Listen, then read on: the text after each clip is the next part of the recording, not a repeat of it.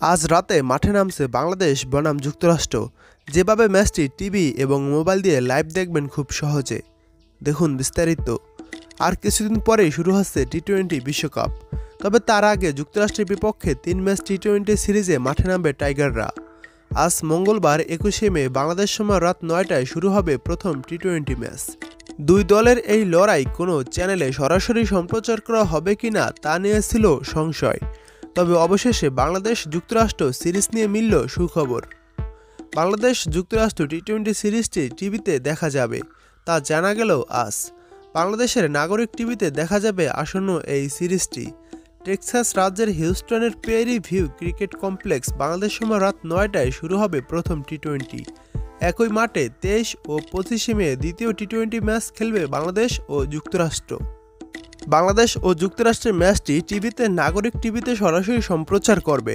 তাছাড়া মোবাইল দিয়ে যেভাবে ম্যাচটি খুব সহজে লাইভ দেখবেন। এই ম্যাচটি মোবাইল দিয়ে দেখতে হলে আপনাদের একটি অ্যাপসের মাধ্যমে দেখতে হবে। অ্যাপসটির নাম হলো টফি অ্যাপ। এটি প্লে স্টোর থেকে ডাউনলোড করার পর ওপেন করার পর বাংলাদেশের খেলাটি দেখতে পারবেন টফি অ্যাপের মাধ্যমে। আসন্ন এই সিরিজের জন্য টিকিটের দামও প্রকাশ করেছে স্বাগতিকরা। ম্যাচের টিকিটের দাম নির্ধারণ করা হয়েছে $15, যা বাংলাদেশি মুদ্রায় 1750 টাকা। যুক্তরাষ্ট্রের ক্রিকেট জনপ্রিয় খেলা না হলেও উক্ত সিরিজে দর্শক উপস্থিতি বেশি হওয়ার সম্ভাবনা রয়েছে, কারণ প্রবাসী বাংলাদেশিরা মাঠে বসে নিজ দলকে সমর্থন দেওয়ার সুযোগ হাতছাড়া করবে না। এই ম্যাচটিতে বাংলাদেশের সম্ভাব্য একাদশটি দেখে নিন।